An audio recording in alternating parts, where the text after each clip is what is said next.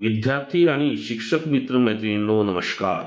शिक्षक पात्रता परीक्षा 2026 ही येत्या जून किंवा जुलैमध्ये होऊ घातलेली आहे आणि त्या अनुषंगाने आपल्यापैकी बऱ्याच लोकांनी जे TET 2025मध्ये पात्र होऊ शकले नाही त्यांनी पुन्हा तयारी सुरू केली असेल.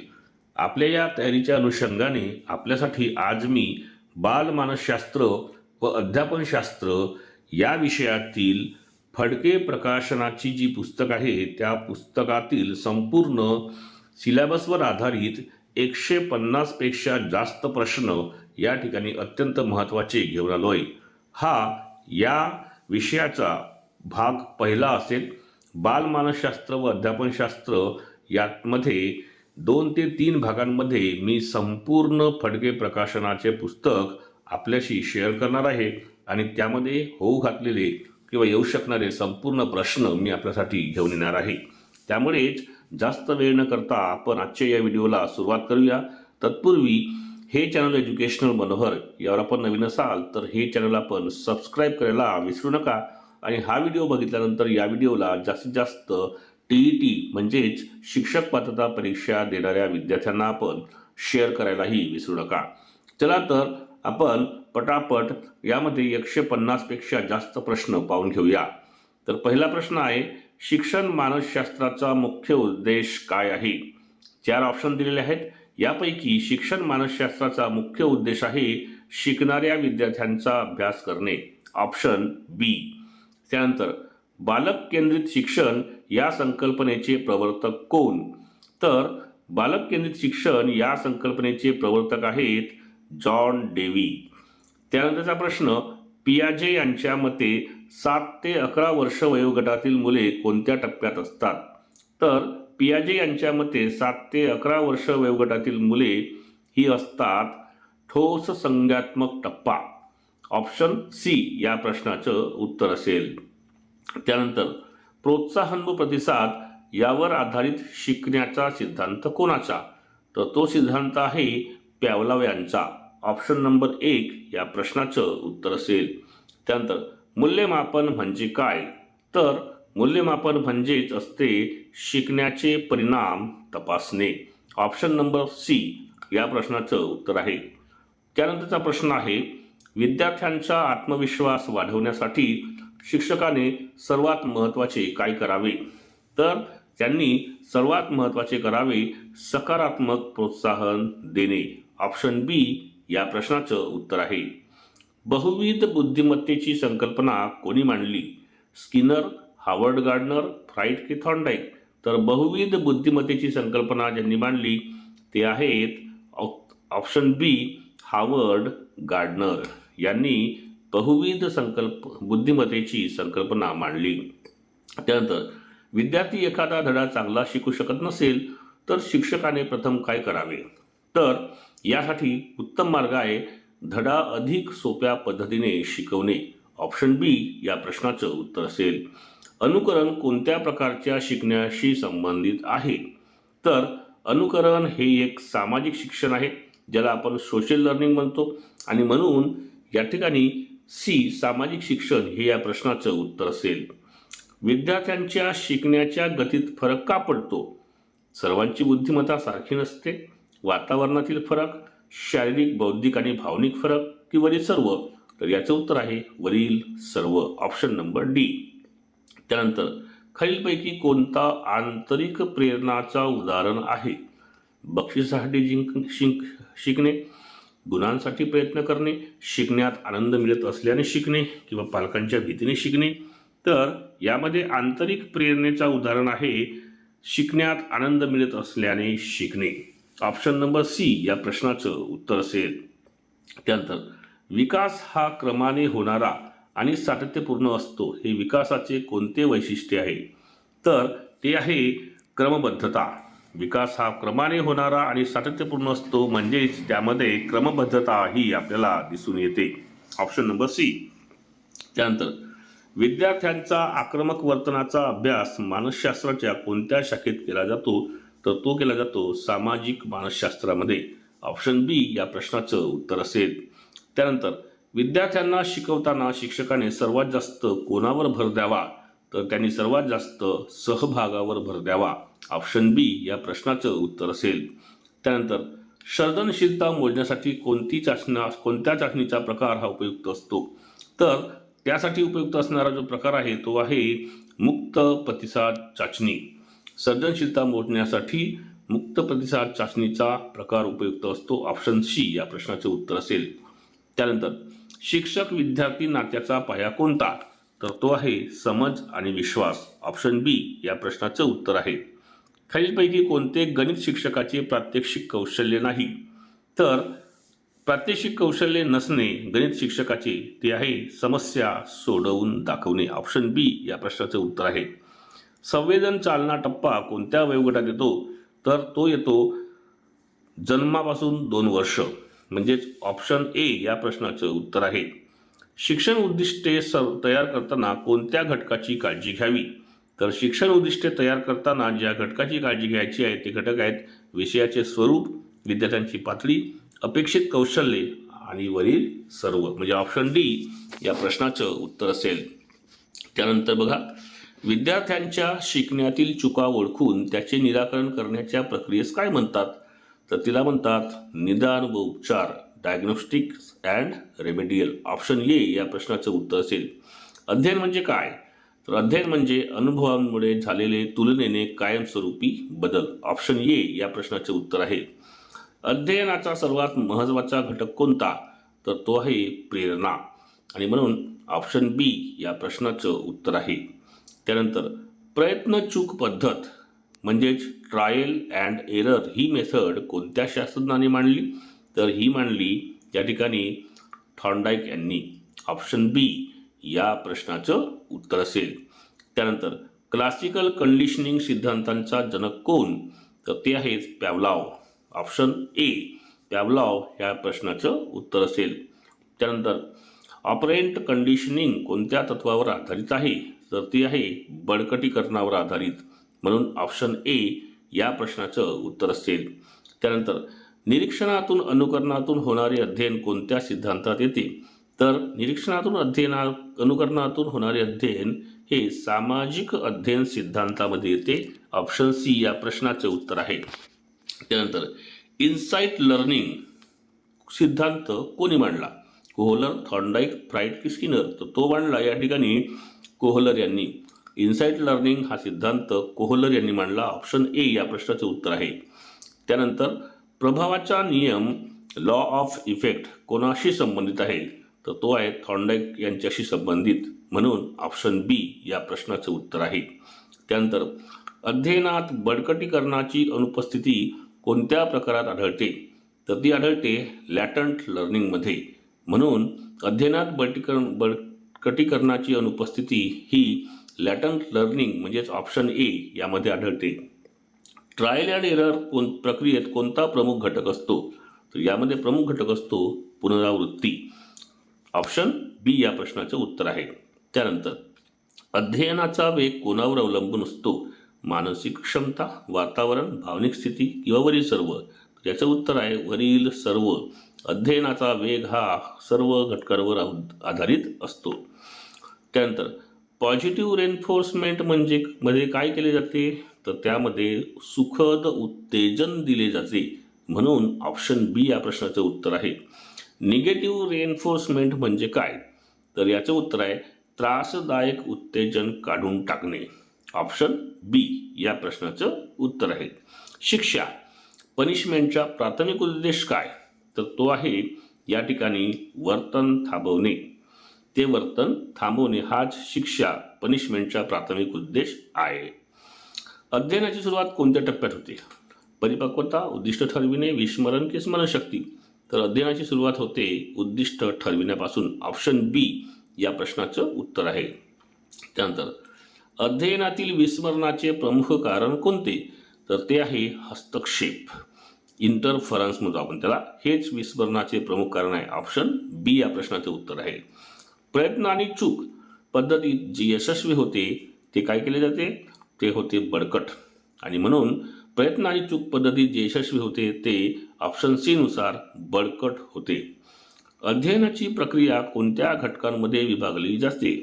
तर ती विभागली जाते उद्देश, त्यानंतर त्यानुसार केलेले प्रयत्न आणि त्याचा निघालेला परिणाम, म्हणजे ऑप्शन सी या प्रश्नाचं उत्तर आहे. त्यानंतर अनुकरणाचा सिद्धांत याला काय म्हणतात? अनुकरणाचा सिद्धांत याला म्हणतात सामाजिक अध्ययन, सोशियल लर्निंग. ऑप्शन बी या प्रश्नाचं उत्तर असेल. त्यानंतर समस्येचा एकदम उलगडा होणे हे कोणत्या अध्ययनात दिसते? तर ते दिसते आपल्याला अंतर्दृष्टी अध्ययनामध्ये. ऑप्शन बी या प्रश्नाचे उत्तर आहे. वर्तन परिणामांवर अवलंबून बदलते हे कोणत्या सिद्धांताचे वैशिष्ट्य आहे? तर ते आहे ऑपरेंट कंडिशनिंगचं उदाहरण, म्हणजेच ऑप्शन सी हे उत्तर आहे. अध्ययनात पुनरावृत्तीची का गरज असते? तर ती असते कौशल्ये दृढ करण्यासाठी, आणि म्हणून ऑप्शन बी याचं उत्तर आहे. जन्मजात वर्तन अध्ययनात समाविष्ट होत नाही, कारण ते अनुभवावर आधारित नसते, म्हणून ऑप्शन बी या प्रश्नाचं उत्तर आहे. त्यानंतर अध्ययनाची फलश्रुती कोणाला म्हणतात? तर ते आहे नवीन वर्तन, याला म्हणतो आपण अध्ययनाची फलश्रुती. Option A. वर्तनातील तुलनेने कायमस्वरूपी बदल कोणत्या प्रक्रियेतून होतो? तो होतो अध्ययनातून, म्हणून ऑप्शन बी या प्रश्नाचे उत्तर आहे. मानसशास्त्राच्या अध्ययनावर सर्वाधिक प्रभाव टाकणारा घटक कोणता? तर तो आहे व्यक्तीची आवड. ऑप्शन बी. निरीक्षण क्षमता कोणत्या घटकाशी संबंधित आहे? तर निरीक्षण क्षमता ही वैयक्तिक घटकाशी संबंधित आहे, म्हणजे ऑप्शन सी या प्रश्नाचं उत्तर असेल. कौटुंबिक पार्श्वभूमीचा मानसशास्त्र अध्ययनावर कोणता प्रभाव असतो? तो असतो सामाजिक प्रभाव, आणि म्हणून ऑप्शन बी हे याचं उत्तर आहे. आरोग्याची स्थिती हा कोणत्या प्रकारचा घटक आहे? तर तो आहे शारीरिक घटक, आणि म्हणून ऑप्शन ए हे या प्रश्नाचं उत्तर आहे. प्रेरणा, जिला आपण मोटिवेशन म्हणतो, हा कोणत्या घटकाचा भाग आहे? तर तो वैयक्तिक घटकाचा भाग आहे, आणि म्हणून ऑप्शन सी या प्रश्नाचं उत्तर आहे. शिक्षकांच्या अध्यापन पद्धती मानसशास्त्राच्या अध्ययनावर कोणत्या घटकांमध्ये मोडतात? तर त्या मोडतात शैक्षणिक घटकामध्ये, आणि म्हणून शिक्षकांच्या अध्यापन पद्धती ह्या मानसशास्त्राच्या शैक्षणिक घटकामध्ये मोडतात. ऑप्शन ए या प्रश्नाचं उत्तर आहे. त्यानंतर चिंता, जिला आपण अँक्झायटी म्हणतो, कोणत्या प्रकारच्या घटकात येते? ती येते भावनिक घटकामध्ये, म्हणून ऑप्शन बी या प्रश्नाचं उत्तर आहे. अध्ययन सामग्रीची उपलब्धता कोणत्या घटकाशी संबंधित आहे? तर ती असते आर्थिक घटकाशी, आणि म्हणून ऑप्शन बी या प्रश्नाचे उत्तर आहे. त्यानंतर आत्मविश्वासाचा अभाव अध्ययनावर कोणता परिणाम करतो? तर याच्यामुळे क्षमता कमी होते व्यक्तीची, आणि म्हणून आत्मविश्वासाच्या अभावामुळे क्षमता कमी होते, म्हणून ऑप्शन सी या प्रश्नाचं उत्तर आहे. संस्कृती व परंपरा कोणत्या घटकात मोडतात?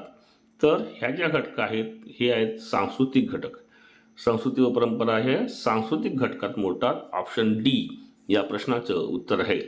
त्यानंतर शिकण्याची पद्धत हा कोणत्या घटकाचा भाग आहे? तर तो वैयक्तिक घटकाचा भाग आहे, आणि म्हणून ऑप्शन ए या प्रश्नाचं उत्तर आहे. मित्रपरिवाराचा प्रभाव कोणत्या घटकात येतो? तो येतो सामाजिक घटकात, म्हणून ऑप्शन ए या प्रश्नाचे उत्तर आहे. थकवा, ज्याला आपण फटीग म्हणतो, त्याचा अध्ययनावर कोणता प्रभाव करतो? त्यामुळे एकाग्रता कमी होते. थकवा आला की एकाग्रता कमी होते, आणि म्हणून ऑप्शन बी या प्रश्नाचे उत्तर आहे. ताण, ज्याला आपण स्ट्रेस म्हणतो, कोणत्या घटकाशी संबंधित आहे? तर ताण हा मानसिक घटकाशी संबंधित आहे. ऑप्शन ए या प्रश्नाचं उत्तर आहे. त्यानंतर अभ्यासाचे वातावरण कोणत्या घटकात मोडते? तर अभ्यासाचे वातावरण हे शारीरिक घटकात मोडते. ऑप्शन ए या प्रश्नाचे उत्तर आहे.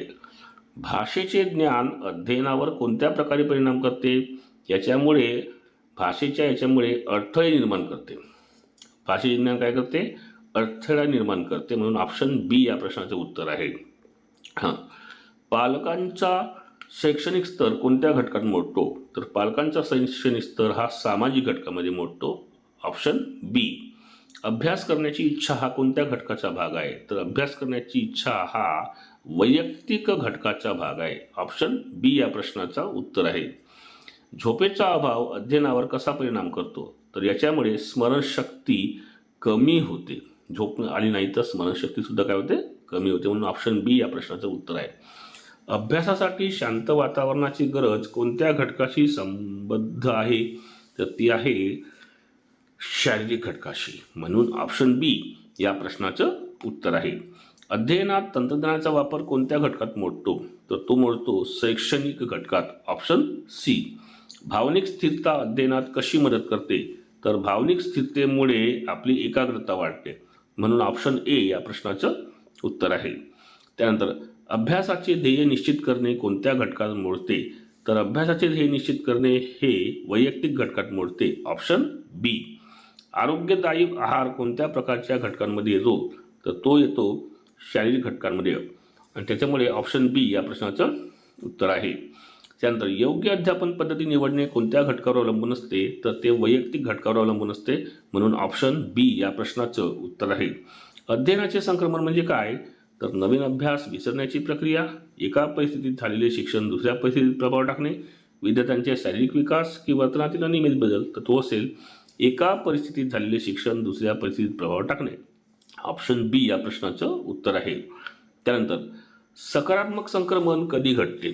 तर ते घडते पूर्व शिक्षण नवीन शिक्षणास मदत करतो तेव्हा, ऑप्शन सी. निगेटिव्ह संक्रमण म्हणजे काय? तर शिकलेले शिक्षण नवीन शिक्षणात अडथळा निर्माण करते, म्हणून निगेटिव्ह संक्रमण असते, त्याला म्हणतो आपण ऑप्शन सी. त्यानंतर शून्य संक्रमण याचा अर्थ काय? तर शून्य संक्रमण म्हणजेच कोणताही परिणाम नाही, ऑप्शन सी याचे उत्तर आहे. साम्यतेच्या आधारावर संक्रमण कोणत्या सिद्धांतानुसार स्पष्ट केले जाते? कोणाचा सिद्धांत आहे तो सिद्धांत आहे थॉर्नडाईक यांचा, ऑप्शन बी या प्रश्नाचं उत्तर आहे. त्यानंतर थॉर्नडाईकचा सामान्य घटकांचा सिद्धांत कोणत्या संकल्पनेशी संबंधित आहे? तर तो आहे संक्रमणाशी संबंधित, ऑप्शन बी या प्रश्नाचं उत्तर आहे. गेस्टॉल्ट सिद्धांतानुसार संक्रमण कशावर आधारित असते? तर संक्रमण आधारित असते समज, अंतर्दृष्टी आणि तत्वांवर, म्हणून ऑप्शन सी या प्रश्नाचं उत्तर आहे. समान प्रकारचे प्रश्न सोडवणे कोणत्या संक्रमणाचे उदाहरण आहे? तर ते आहे सकारात्मक संक्रमणाचे उदाहरण, ऑप्शन ए या प्रश्नाचं उत्तर आहे. कार चालवताना सायकल चालवण्याचा अनुभवाचा उपयोग होणे हे काय आहे? तर याला म्हणतो आपण सकारात्मक संक्रमण, म्हणून ऑप्शन सी या प्रश्नाचं उत्तर आहे. त्यानंतर इंग्रजी शिकताना मातृभाषेच्या नियमांचा चुकीचा प्रभाव असेल तर ते असेल नकारात्मक संक्रमण, म्हणून त्याला म्हणू ऑप्शन बी. फॉर्मल डिसिप्लिन सिद्धांतांचा संबंध कोणाशी आहे? यामुळे विचारशक्ती वाढवणे, स्मरणशक्ती वाढवणे, क्षमता विकसित करणे, तर यामध्ये ऑप्शन डी बरोबर आहे, कारण ए आणि सी म्हणजे विचारशक्ती वाढवणे आणि संक्रमण क्षमता विकसित करणे हे त्याच्यामध्ये येतात, म्हणून ऑप्शन डी या प्रश्नाचं उत्तर आहे. गणितातील कौशल्याचा विज्ञानाच्या समस्यांवर उपयोग होणे हे कोणते संक्रमण आहे? तर हे सकारात्मक संक्रमण आहे, ऑप्शन सी. शिकलेल्या गोष्टींचा सराव संक्रमणात कसा मदत करतो? याच्यामुळे संक्रमण कमी करतो, वाढवतो, नष्ट करतो की छिटवतो? तर याच्यामुळे संक्रमण वाढवतो, म्हणून ऑप्शन बी हे या प्रश्नाचं उत्तर असेल. त्यानंतर कोणती शिकण्याची स्थिती नकारात्मक संक्रमण वाढवते? तर ती असते विरोधाभास, ऑप्शन बी. शून्य संक्रमण कधी घडते? ते असते दोन शिक्षणांमध्ये कोणताही संबंध नसतो तेव्हा, आणि म्हणून ऑप्शन सी या प्रश्नाचं उत्तर आहे. गेस्टॉल्ट सिद्धांतानुसार संक्रमण कोणत्या प्रक्रियेने होते? तर ते होते अंतर्दृष्टी प्रक्रियेने, म्हणून ऑप्शन बी या प्रश्नाचं उत्तर आहे. एका विषयातील तत्व दुसऱ्या विषयात उपयोगी पडणे याला काय म्हणतो? याला म्हणतो आपण सर्वसाधारण संक्रमण, ऑप्शन बी या प्रश्नाचं उत्तर असेल. त्यानंतर विशिष्ट घटकांमुळे संक्रमण होते असे कोण मानतो? असे मानतात थॉर्नडाईक, आणि म्हणून ऑप्शन ए या प्रश्नाचं उत्तर आहे. विद्यार्थ्याला पूर्वानुभवावर आधारित नवीन शिकण्याची संधी देणे म्हणजेच काय करणे? त्यासाठी संक्रमण प्रोत्साहित करणे, म्हणून ऑप्शन बी. संकल्पनात्मक समज वाढल्यास काय होते?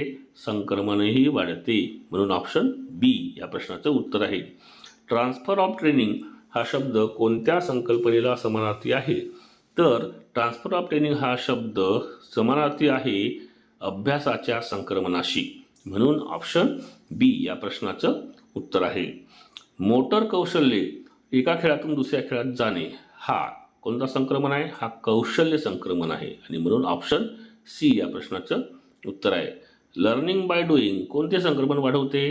तर याच्यामुळे सकारात्मक संक्रमण वाढते, म्हणून ऑप्शन ए या प्रश्नाचं उत्तर आहे.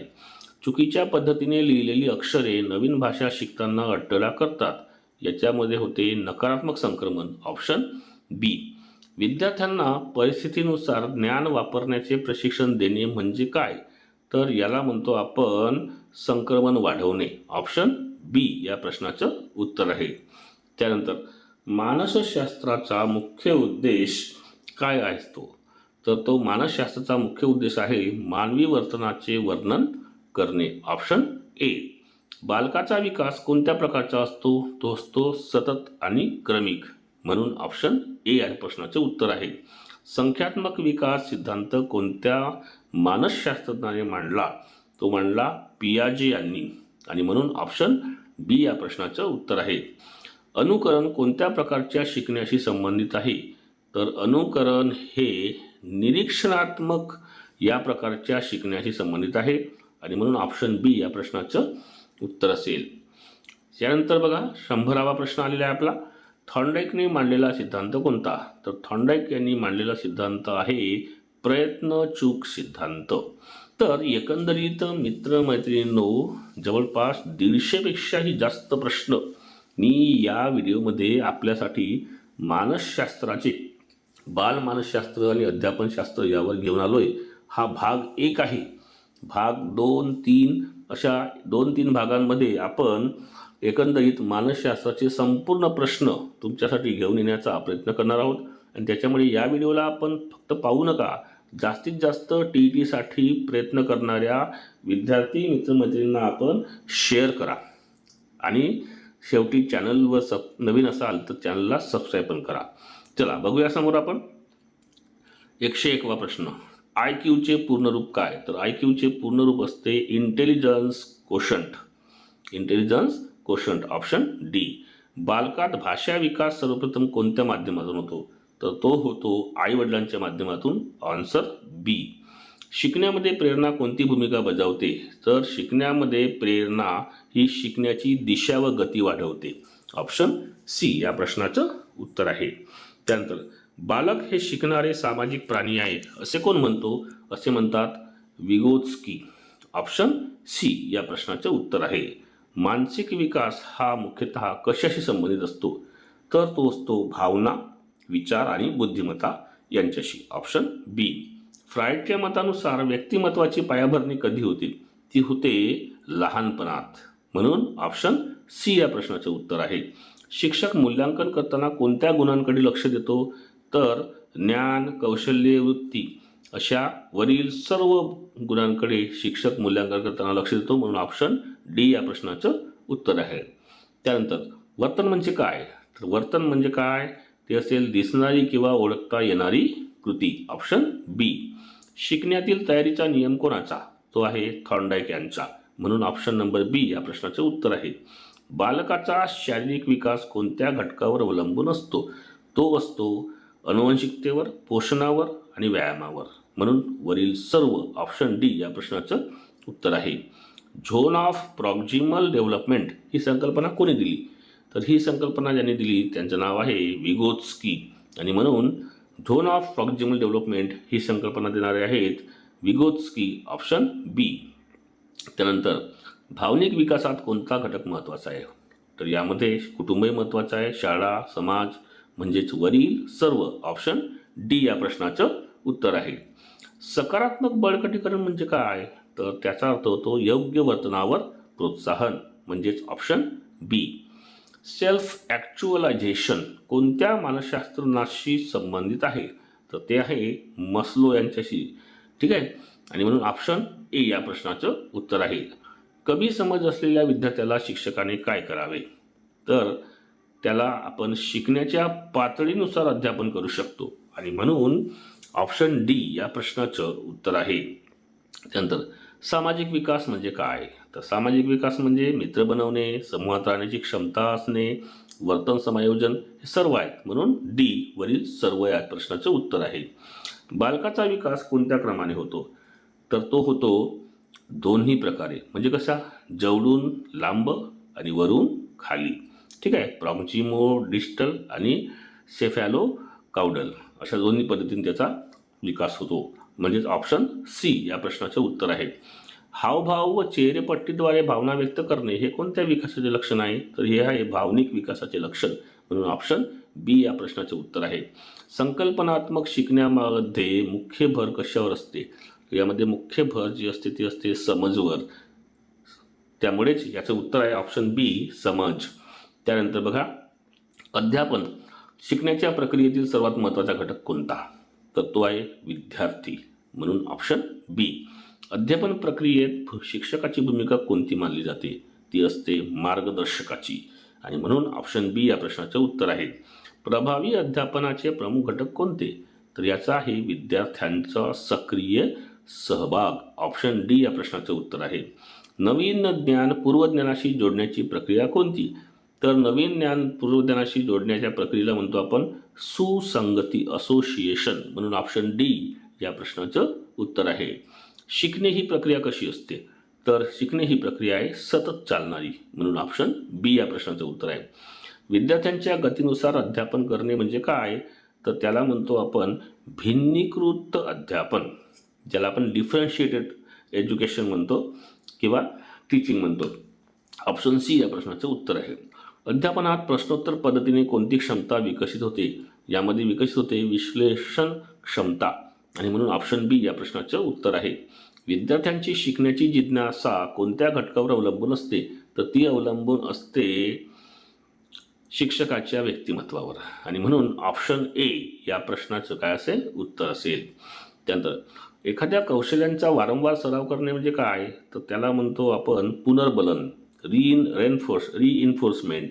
म्हणून ऑप्शन सी या प्रश्नाचं उत्तर आहे. प्रत्यक्ष अनुभवावर आधारित शिक्षण पद्धत कोणती? ती आहे प्रकल्प पद्धत. म्हणून ऑप्शन सी या प्रश्नाचं उत्तर आहे. विद्यार्थ्यांच्या वैचारिक क्षमतेचा विकास कोणत्या तत्वावर होतो? तर तो होतो मुक्त संवादाद्वारे. आणि म्हणून ऑप्शन बी या प्रश्नाचं उत्तर आहे. शिकणे म्हणजे वर्तनातील बदल ही व्याख्या कोणी दिली? तर ही व्याख्या दिलेली आहे थॉर्नडाईक यांनी.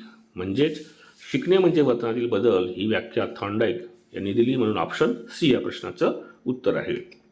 शिक्षकांचे फीडबॅक काय वाढवते? शिक्षकांच्या फीडबॅकमुळे विद्यार्थ्यांचा आत्मविश्वास वाढतो. म्हणून ऑप्शन बी या प्रश्नाचं उत्तर आहे. विद्यार्थ्यांच्या चुका दुरुस्त करण्यासाठी काय आवश्यक आहे? तर त्यासाठी सकारात्मक मार्गदर्शन आवश्यक आहे. ऑप्शन सी या प्रश्नाचं उत्तर आहे. कृती करून शिकणे कोणती पद्धत सांगते? तर कृती करून शिकणे हे सांगते आपल्याला प्रकल्प पद्धत. ऑप्शन ए या प्रश्नाचे उत्तर आहे. अध्यापनात AV साधनांचा वापर कशासाठी केला जातो?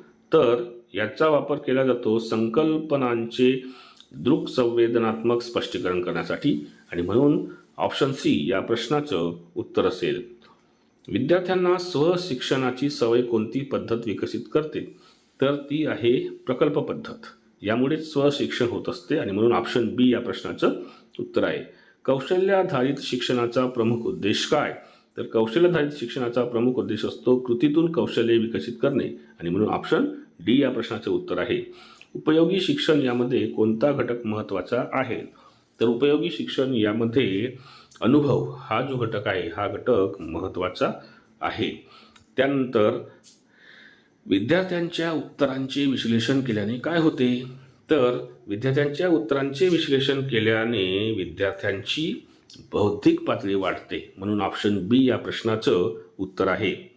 त्यानंतर बघा, मुलांच्या कुतूहलाला उत्तेजन देण्यासाठी काय आवश्यक आहे? तर मुलांच्या कुतूहलाला उत्तेजन देण्यासाठी रोचक उदाहरणे आवश्यक आहेत. म्हणून ऑप्शन सी या प्रश्नाचं उत्तर आहे. शिक्षणातील मूल्यमापनाचे प्रमुख उद्दिष्ट काय? तर शिक्षणातील मूल्यमापनाचे प्रमुख उद्दिष्ट आहे शिकण्यातील प्रगती जाणून घेणे. आणि म्हणून ऑप्शन बी या प्रश्नाचं उत्तर आहे. वर्गातील विविध क्षमतांच्या विद्यार्थ्यांसाठी कोणती पद्धत उपयुक्त आहे? तर त्यासाठी उपयुक्त पद्धत आहे भिन्नीकृत अध्यापन. ऑप्शन सी या प्रश्नाचं उत्तर आहे. शिक्षकाने विद्यार्थ्यांशी संवाद कसा ठेवावा? तर तो कसा ठेवावा? तो असावा नेहमी सकारात्मक आणि प्रेरणादायी. आणि म्हणून ऑप्शन सी हे आजचं उत्तर आहे. त्यानंतर शैक्षणिक उद्दिष्टांचे 3 स्तर कोणते? तर ते आहेत संज्ञानात्मक, मनोचालक आणि भावनिक. आणि म्हणून ऑप्शन बी हे याचं उत्तर आहे. वर्गात विद्यार्थ्यांची लक्ष केंद्रित स्थिती वाढवण्यासाठी काय आवश्यक आहे? त्यासाठी विविधता असलेले अध्यापन आवश्यक आहे. म्हणजे ऑप्शन बी या प्रश्नाचं उत्तर आहे. व्यक्तिमत्व म्हणजे काय? तर व्यक्तिमत्व म्हणजेच व्यक्तींचे एकूण गुण आणि वर्तन. ऑप्शन बी. शिक्षकाच्या व्यक्तिमत्वाचा विद्यार्थ्यांवर सर्वाधिक प्रभाव कोणत्या माध्यमातून पडतो? तर हा पडतो त्यांच्या वर्तन आणि संवादातून. म्हणून ऑप्शन बी या प्रश्नाचं उत्तर आहे. त्यानंतर आदर्श शिक्षकाचे प्रमुख वैशिष्ट्ये कोणते? तर आदर्श शिक्षकाचे प्रमुख वैशिष्ट्य आहे सहानुभूती. ऑप्शन बी हे याचं उत्तर आहे. शिक्षकाने विद्यार्थ्यांच्या चुका कशा प्रकारे हाताळाव्यात? तर त्या हाताळाव्यात त्यांनी सकारात्मक पद्धतीने. ऑप्शन सी याचं उत्तर आहे. शिक्षकाचं व्यक्तिमत्व आकर्षक असेल तर त्याचा प्रभाव काय होतो? याच्यामुळे विद्यार्थी प्रेरित होतात. म्हणून ऑप्शन सी या प्रश्नाचं उत्तर आहे. शिक्षकाच्या आत्मविश्वासाचा शिक्षण प्रक्रियेत काय उपयोग आहे? तर शिक्षकांच्या आत्मविश्वासाचा शिक्षण प्रक्रियेत जो उपयोग आहे तो आहे वर्गावर नियंत्रण ठेवण्यास. आणि म्हणून ऑप्शन ए या प्रश्नाचं काय आहे? उत्तर आहे. त्यानंतर शिक्षकाचे व्यक्तिमत्व सर्वात जास्त कुठे दिसून येते? ते सर्वात जास्त दिसून येते वर्गातील व्यवहारात. आणि म्हणून ऑप्शन बी या प्रश्नाचं काय आहे? उत्तर आहे. त्यानंतर विद्यार्थ्यांसाठी शिक्षकाचे आदर्श बनणे म्हणजे काय होणे? तर याला म्हणून आपण वर्तनाद्वारे मूल्य दाखवणे. म्हणजेच ऑप्शन बी याचं उत्तर आहे. तणाव हाताळण्याची क्षमता कोणत्या गुणात मोडते? तर तो गुण असतो भावनिक गुण. म्हणून ऑप्शन सी याचं उत्तर आहे. शिक्षकाच्या व्यक्तिमत्वात धैर्य का आवश्यक आहे? तर धैर्य आवश्यक असल्यामुळेच विद्यार्थ्यांच्या गतीनुसार शिकविण्यासाठी ते त्याला उपयोगी पडते. आणि म्हणून ऑप्शन सी या प्रश्नाचं उत्तर आहे. त्यानंतर शिक्षकाचा कोणता गुण विद्यार्थ्यांना प्रश्न विचारण्यास प्रोत्साहन देतो? तो असतो खुली वृत्ती. आणि म्हणून ऑप्शन सी या प्रश्नाचं उत्तर आहे. संवाद कौशल्य हे शिक्षकाच्या कोणत्या व्यक्तिमत्व घटकाचे लक्षण आहे? तर ते आहे सामाजिक गुणाचं लक्षण. आणि म्हणून ऑप्शन ए याचं उत्तर आहे. शिक्षक विद्यार्थ्यांना प्रेरित करतो तेव्हा तो काय करतो? एक प्रकारचं प्रेरणादायी वातावरण तयार करतो. आणि म्हणून ऑप्शन बी या प्रश्नाचं उत्तर आहे. शिक्षकाच्या हास्य विनोदाच्या भावना काय करतात? वर्गात आनंद वाढवतात. त्यामुळे ऑप्शन सी या प्रश्नाचं उत्तर आहे. त्यानंतर चांगला शिक्षक कठीण विद्यार्थ्यांशी कसा वागतो? तर तो काय करतो? त्यांना शांतपणे व समजून घेऊन काम करतो. आणि म्हणून ऑप्शन बी या प्रश्नाचं उत्तर आहे. शिक्षकाचा कोणता गुण शिकवणी प्रभावी करतो? तर तो असतो त्याचा संयम. आणि म्हणून ऑप्शन बी याचं उत्तर आहे. विद्यार्थ्यांशी समानता राखणे हे कोणत्या व्यक्तिमत्वाच्या गुणाचे लक्षण आहे? तर हे लक्षण आहे सहकार्याचं. ऑप्शन बी याचं उत्तर आहे. शिकवताना शिक्षकाने काय टाळावे? शिकवताना शिक्षकाने कुणाचाही उपहास करू नये. म्हणजेच उपहासात्मक टिप्पणी करू नये. म्हणून ऑप्शन सी या प्रश्नाचं उत्तर आहे. त्यानंतर शिक्षकाचा नैतिकता गुण कुठे दिसतो? तर तो नैतिकतेचा गुण शिक्षकाचा कुठे दिसतो? विद्यार्थ्यांच्या गोपनीयतेचे रक्षण करण्यात. आणि म्हणून ऑप्शन बी या प्रश्नाचं उत्तर आहे. शिक्षकाची लवचिकता म्हणजे काय? तर वर्गात विद्यार्थ्यांच्या गरजेनुसार पद्धती बदलणे म्हणजेच शिक्षकाची लवचिकता होय. आणि म्हणून ऑप्शन ए या प्रश्नाचं उत्तर आहे. शिक्षकाचे वर्तन विद्यार्थ्यांसाठी कसे असावे? ते कसे असावे? प्रेरणादायी आणि नम्र असावे. ऑप्शन सी या प्रश्नाचं उत्तर आहे. विद्यार्थ्यांचे मत ऐकणे हा कोणत्या व्यक्तिमत्वाचा भाग आहे? तर विद्यार्थ्यांचे मत ऐकणे हा लोकशाही वृत्तीचा भाग आहे. आणि म्हणून ऑप्शन बी या प्रश्नाचं काय असेल? उत्तर असेल. त्यानंतर बघा, शिक्षकाचा प्रामाणिकपणा कसा असतो? त्याच्यामुळे विद्यार्थ्यांचा विश्वास वाढवतो. आणि म्हणून ऑप्शन सी या प्रश्नाचं उत्तर आहे. त्यानंतर शिक्षकाने विद्यार्थ्यांना प्रोत्साहन दिल्यास काय होईल? तर विद्यार्थी शिकण्यास उत्सुक होतात. आणि म्हणून ऑप्शन बी या प्रश्नाचं उत्तर आहे. आणि शेवटचा एक प्रश्न आपल्यासाठी मी घेऊन आलोय. आत्मपरीक्षण करणारा शिक्षक काय करतो? तो स्वतःच्या चुका दुरुस्त करतो. आणि म्हणून ऑप्शन ए या प्रश्नाचं काय आहे? उत्तर आहे. तर एकंदरीत विद्यार्थी मित्रमैत्रिणींनो आणि शिक्षक मित्रमैत्रिणींनो, मी आपल्यासाठी एकूण टोटल जर आपण पाहिलं तर 170 प्रश्न या ठिकाणी घेऊन आलो होतो. आणि हे प्रश्न आपल्यासाठी घेऊन येण्यामागचा माझा जो उद्देश होता तो असा होता की आपल्याला बालमानसशास्त्र आणि अध्यापनशास्त्र यातील प्रत्येक येऊ शकणारा प्रश्न आपल्यापर्यंत पोहोचवण्याची मी एक जबाबदारी घेतली होती. हा एक भाग आहे. भाग 2, भाग 3 याच्यानंतरच येतील. यासोबतच सामाजिक शास्त्र विषयाचे सुद्धा इतिहास आणि भूगोलाचे सेपरेट प्रत्येक भागावरचे टेक्स्टबुक म्हणजेच पाठ्यपुस्तकावरील प्रश्न काढून मी त्याचे व्हिडिओज टाकले आहेत. ते आपण या व्हिडिओच्या डिस्क्रिप्शनमध्ये एक प्लेलिस्ट आहे TET एज्युकेशनल मनोहर या नावाने, तिच्यामध्ये जाऊन पाहून घेऊ शकता. तर या व्हिडिओला आपण जास्तीत जास्त शेअर करावं अशी मी आपल्याला विनंती करतो. सोबतच हे चॅनल एज्युकेशनल मनोहर यावर आपण नवीन असाल तर हे चॅनल आपण सबस्क्राईब करून घ्यावं अशी मी आपल्याला विनंती करतो. आणि मी आपली आता रजा घेतो. माझ्या सर्व शिक्षक मित्रमैत्रिणींना माझा नमस्कार.